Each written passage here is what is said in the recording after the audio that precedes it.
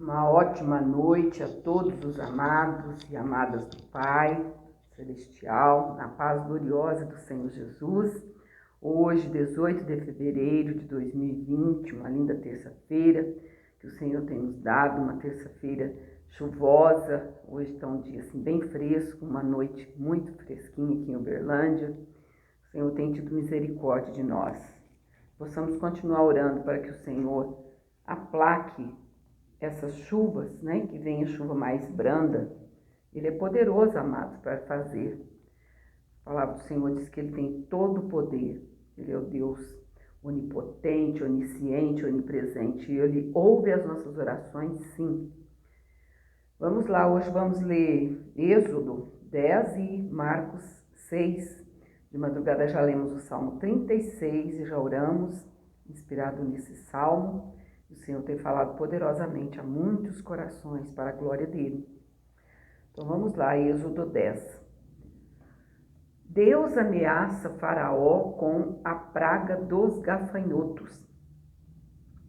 Depois disse o Senhor a Moisés: Entra a Faraó, porque tenho agravado o seu coração e o coração de seus servos, para fazer estes meus sinais no meio deles, e para que contes aos ouvidos de teus filhos e dos filhos de teus filhos as coisas que fiz no Egito e os meus sinais que tenho feito entre eles, para que saibais que eu sou o Senhor. Assim foram Moisés e Arão a Faraó e disseram-lhe: Assim diz o Senhor, o Deus dos hebreus: Até quando recusas humilhar-te diante de mim? Deixa ir o meu povo, para que me sirva. Porque, se ainda recusares deixar ir o meu povo, eis que trarei amanhã gafanhotos aos teus termos, e cobrirão a face da terra, que a terra não se poderá ver, e eles comerão o resto do que escapou. O que ficou da saraiva, também comerão toda a árvore que vos cresce no campo, e encherão as tuas casas, e as casas de todos os teus servos, e as casas de todos os egípcios, como nunca viram teus pais, nem os pais de teus pais, desde o dia em que eles foram sobre a terra até o dia de hoje. E virou-se e saiu da presença de Faraó. E os servos de Faraó disseram-lhe: Até quando este nos dá de ser por laço? Deixa ir os homens, para que sirvam ao Senhor, seu Deus. Ainda não sabes que o Egito está destruído?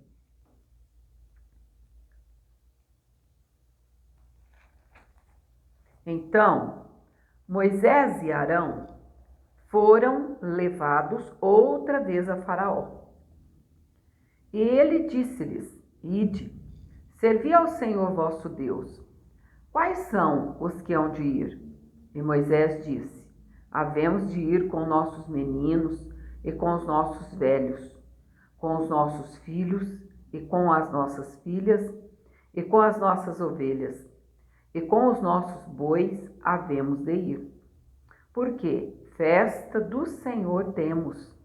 Então ele lhes disse: Seja o Senhor assim convosco, como eu vos deixarei ir a vós e a vossos filhos. Olhai que há mal diante da vossa face. Não será assim. Andai agora vós, varões, e servi ao Senhor, pois isso é o que pedistes. E os lançaram da face de Faraó. A praga dos gafanhotos. Então disse o Senhor a Moisés: Estende a tua mão sobre toda a terra do Egito, para que os gafanhotos venham sobre a terra do Egito e comam toda a erva da terra, tudo que deixou a saraiva. Então estendeu Moisés sua vara sobre a terra do Egito, E o Senhor trouxe sobre a terra um vento oriental, todo aquele dia e toda aquela noite. E aconteceu que, pela manhã, o vento oriental trouxe gafanhotos. E vieram os gafanhotos sobre toda a terra do Egito, e assentaram-se sobre todos os ermos do Egito. Muito gravosos foram. Antes destes nunca houve, e tais gafanhotos, nem depois deles virão outros tais, porque cobriram a face de toda a terra, de modo que a terra se escureceu. De modo que a terra se escureceu. E comeram toda a erva da terra e todo o fruto das árvores que deixara a saraiva. E não ficou verdura alguma nas árvores, nem erva do campo em toda a terra do Egito. Então Faraó se apressou a chamar a Moisés e a Arão e disse: Pequei contra o Senhor, vosso Deus, e contra vós. Agora, pois, peço-vos que perdoeis o meu pecado, somente desta vez, e que oreis ao Senhor, vosso Deus, que tire de mim somente esta morte. E saiu da presença de Faraó e orou ao Senhor. Então o Senhor trouxe um vento ocidental fortíssimo, o qual levantou os gafanhotos e os lançou no Mar Vermelho. Nem ainda um gafanhoto ficou em todos os termos do Egito. O Senhor, porém, endureceu o coração de Faraó, e este não deixou ir os filhos de Israel. A praga das trevas. Então disse o Senhor a Moisés: Estende a tua mão para o céu, e virão trevas sobre a terra do Egito, trevas que se apalpem. E Moisés estendeu a sua mão para o céu, e houve trevas espessas em toda a terra do Egito, por 3 dias. E não viu um ao outro, e ninguém se levantou do seu lugar por 3 dias. Mas todos os filhos de Israel tinham luz em suas habitações. Então Faraó chamou a Moisés e disse: Ide, servi ao Senhor. Somente fiquem vossas ovelhas e vossas vacas. Vão também convosco as vossas crianças. Moisés, porém, disse: Tu também darás em nossas mãos sacrifícios e holocaustos, que ofereçamos ao Senhor, sacrifícios e holocaustos que ofereçamos ao Senhor nosso Deus. E também o nosso gado há de ir conosco, nenhuma unha ficará, porque daquele havemos de tomar para servir ao Senhor, nosso Deus. Porque não sabemos com que havemos de servir ao Senhor até que cheguemos lá. O Senhor, porém, endureceu o coração de Faraó, e este não os quis deixar ir. E disse-lhe Faraó: Vai-te de mim, e guarda-te que não mais vejas o meu rosto, porque no dia em que vires o meu rosto, morrerás. E disse Moisés: Bem disseste, eu nunca mais verei o teu rosto. Tem certas coisas que a gente lê na Bíblia, amados, que é difícil de entender. Mas quando não se entende, não se explica, então vamos aceitar a vontade de Deus. Porque ele disse que ele próprio endureceria o coração de Faraó, porque ele queria mostrar as maravilhas dele ali. Com a nossa vida, queridos, não é diferente, amados do Senhor, amados e amadas do Pai. Muitas vezes o Senhor quer fazer através de nós coisas tão maravilhosas, mas de repente precisa da gente passar por um estreito. Agora Marcos 6. E aí a gente fica se questionando e não entendendo, sabe? Mas o Senhor sabe todas as coisas.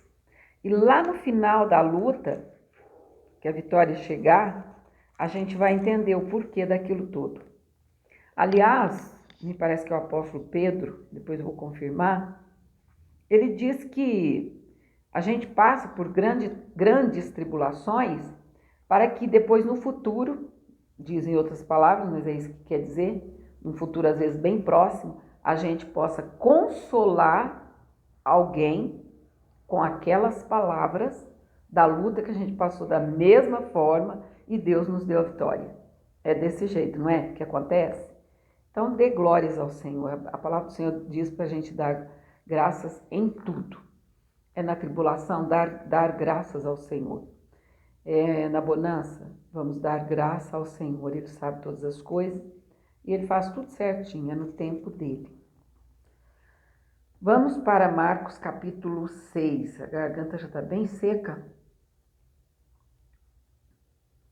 Que com tudo está chovendo como está, se fica 2 dias sem chuva, já está uma seca terrível. Então, não vamos reclamar da chuva. Vamos só pedir para o Senhor aplacar a fúria da natureza, que a natureza está revoltada. Porque é o ser humano que tem, como diz assim, judiado dela, né? Eu sempre falo com meu esposo, pastor Iris, aqui em casa, é interessante. Não está sendo os rios que estão invadindo as casas, são as casas que estão invadindo os rios. Constrói onde não pode e depois dá no que dá, né, amados?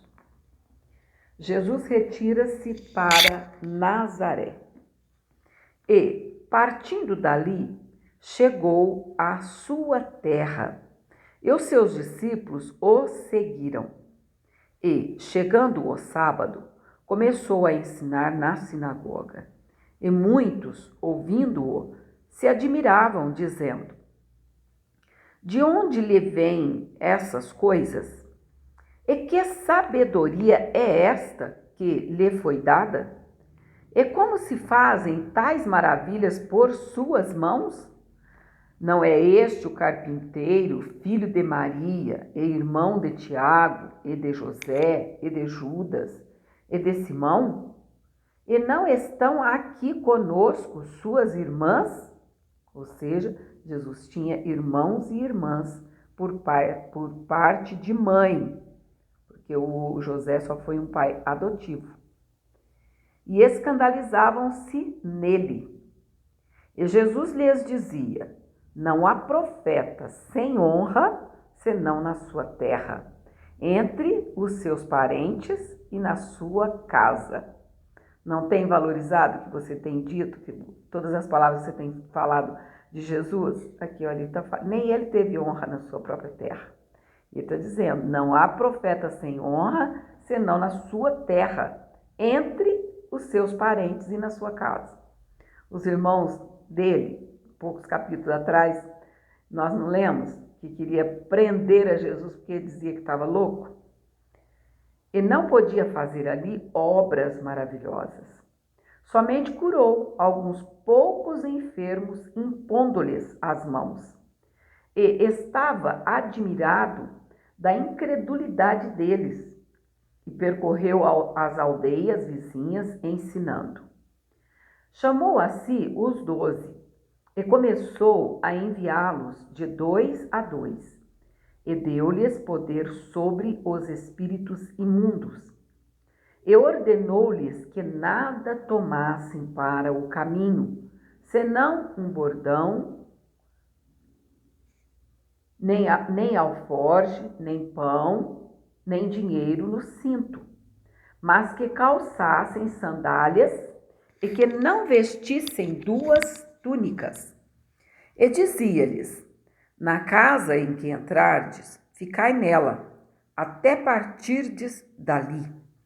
E, quando alguns vos não receberem, nem os ouvirem, saindo dali, sacudi o pó que estiver debaixo dos vossos pés, em testemunho contra eles. Em verdade vos digo que haverá mais tolerância no dia do juízo para Sodoma e Gomorra do que para os daquela cidade.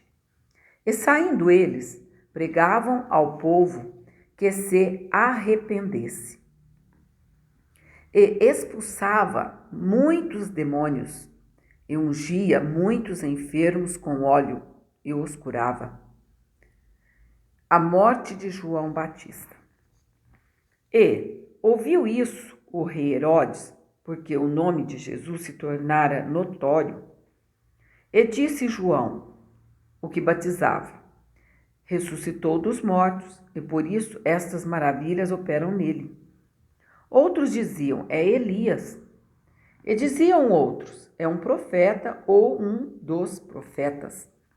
Herodes, porém, ouvindo isso, disse, este é João, que mandei degolar. Ressuscitou dos mortos. Porquanto, o mesmo Herodes mandara prender a João e encerrá-lo manietado no cárcere, por causa de Herodias, mulher de Filipe, seu irmão, porquanto tinha casado com ela.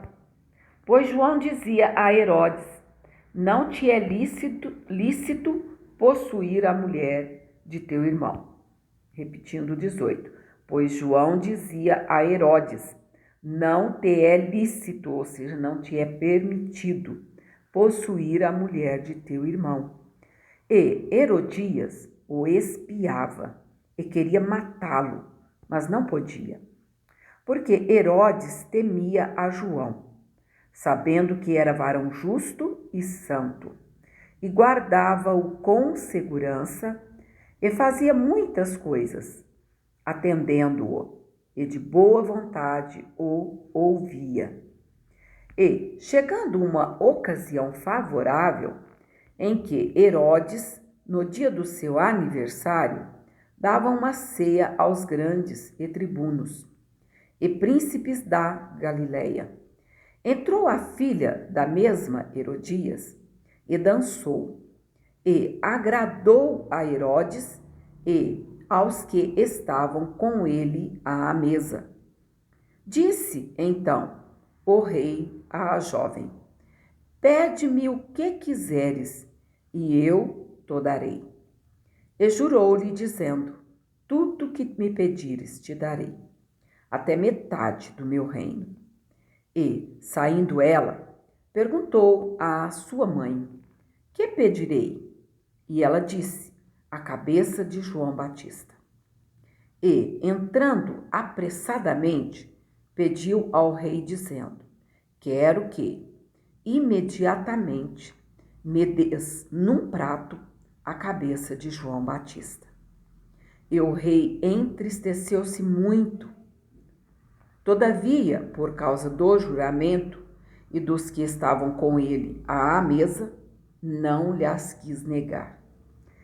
E, enviando logo o rei, o executor, mandou que lhe trouxessem ali a cabeça de João. E ele foi e degolou-o na prisão. E trouxe a cabeça num prato e deu-a à jovem. E esta a deu à sua mãe. E os seus discípulos, tendo ouvido isso, foram, tomaram o seu corpo e o puseram num sepulcro. Amados, infelizmente, esse mesmo espírito maligno tem estado ainda no mundo, porque ele não é alguém que reencarnou de alguém e veio aqui fazer proeza, porque isso não existe. A palavra diz em Hebreus 9, 27, me parece, que ao homem está ordenado a morrer uma só vez, vindo depois disso o juízo. Então aqui é o mesmo espírito maligno, demônio, que tem prazer de mandar cortar a cabeça de quem serve a Deus. Literalmente. Tem acontecido muito nos nossos dias. E ainda dizem que não existe mais mártir do evangelho, mas existe, infelizmente. E às vezes a gente reclama por tão pouco, né? Ah, minha cabeça tá rolando, eu tô perdendo isso, perdendo aquilo. Não, sua cabeça tá quietinha aí em cima do seu pescoço, você tá com vida, tá respirando. Vamos dar graça ao Senhor. A gente é bom para murmurar, não é? Por tão pouco. E ele ali sendo um santo homem de Deus, como o próprio Herodes tinha dito, temia João, sabendo que era varão justo e santo. Vamos lá, a primeira multiplicação dos pães e peixes. E os apóstolos ajuntaram-se a Jesus e contaram-lhe tudo, tanto o que tinham feito como o que tinham ensinado. E ele disse-lhes: Vinde vós aqui, à parte, a um lugar deserto, e repousai um pouco. Porque havia muitos que iam e vinham e não tinham tempo para comer. Mais uma vez, né? Nós lemos aí uns 2 capítulos atrás que os irmãos de Jesus queriam prendê-lo porque ele nem comia direito. Não tinham tempo para comer. E foram sós num barco para um lugar deserto, e a multidão viu-os partir. E muitos os conheceram e correram para lá, a pé, de todas as cidades. E ali chegaram primeiro do que eles, e aproximavam-se deles. E Jesus, saindo, viu uma grande multidão, e teve compaixão deles, porque eram como ovelhas que não têm pastor. E começou a ensinar-lhes muitas coisas. E, como o dia fosse já muito adiantado, os seus discípulos se aproximaram dele e lhe disseram: O lugar é deserto e o dia está já muito adiantado. Despede-os para que vão. Esse capítulo 6 aqui de Marcos, por enquanto ele está aqui no 36, mas ele me parece que são quase 60 versículos. Despede-os, versículo 36, para que vão aos campos. Quer ver? 56 versículos. Mas a gente precisa ler um pelo outro, um dia menos, um dia mais, porque senão não conseguimos ler até o final do ano. Então vamos repetindo aqui. Despede-os para que vão aos campos e aldeias circunvizinhas e comprem pão para si, porque não têm o que comer. Ele, porém, respondendo, lhes disse: Dai-lhes vós de comer. E eles disseram-lhe: Iremos nós e compraremos 200 dinheiros de pão para lhes darmos de comer? E ele disse-lhes: Amados, esses 200 dinheiros era dia de um trabalhador. Aí vocês imaginam, né? Jesus, o Judas tinha a bolsa das ofertas ali que eles ganhavam, né, na jornada deles. Então, 200 dinheiros, você vai multiplicar isso pelo menos por R$ 80 por dia, que era o dia de um trabalhador. Por aí se imagina o tanto de gente, né, para alimentar. Então, vamos lá. E ele disse-lhes, versículo 38, primeiro eles perguntam: Iremos nós e compraremos 200 dinheiros de pão para lhes darmos de comer? E ele disse-lhes: Quantos pães tendes? E de ver. E, sabendo-o, eles disseram: 5 pães e 2 peixes. E ordenou-lhes que fizessem assentar a todos em grupos sobre a erva verde. E assentaram-se repartidos de 100 em 100 e de 50 em 50. E, tomando ele os 5 pães e os 2 peixes, levantou os olhos ao céu, e abençoou e partiu os pães, e deu-os aos seus discípulos para que os pusessem diante deles. E repartiu os 2 peixes por todos, e todos comeram e ficaram fartos. E levantaram 12 cestos cheios de pedaços de pão e de peixe. E os que comeram os pães eram quase 5.000 homens.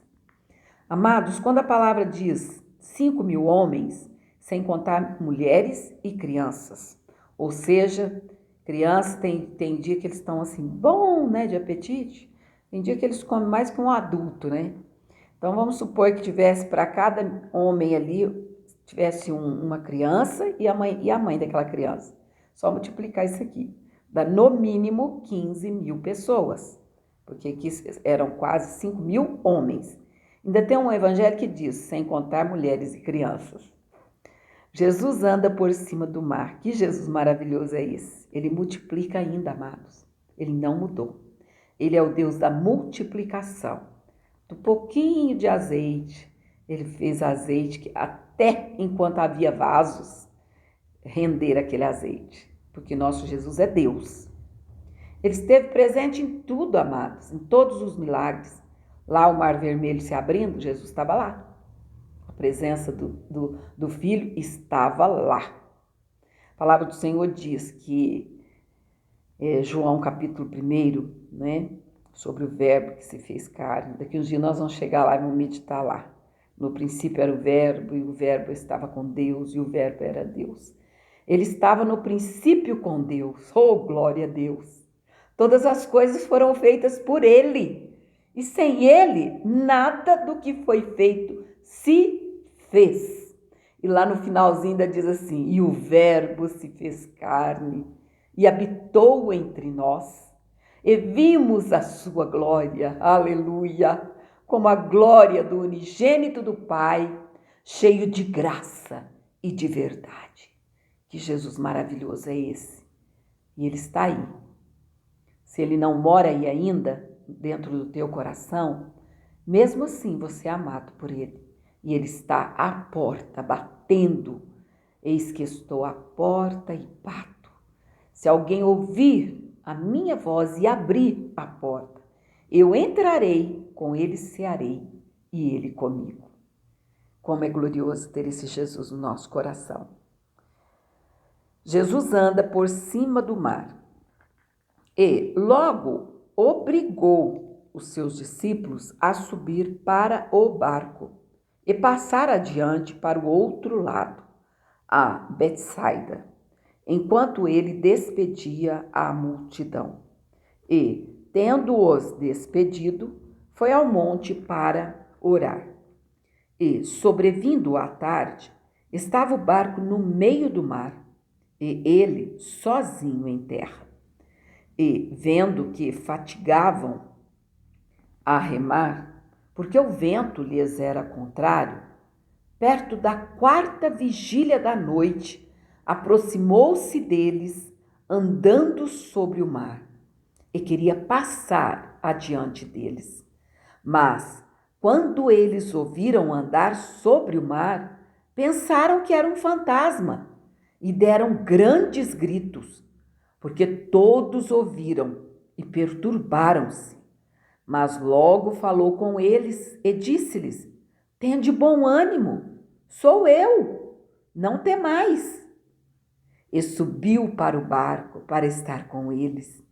E o vento se aquietou e entre si ficaram muito assombrados e maravilhados, pois não tinham compreendido o milagre dos pães. Antes, o seu coração estava endurecido. E quando já estavam no outro lado, dirigiram-se à terra de Genezaré e ali atracaram.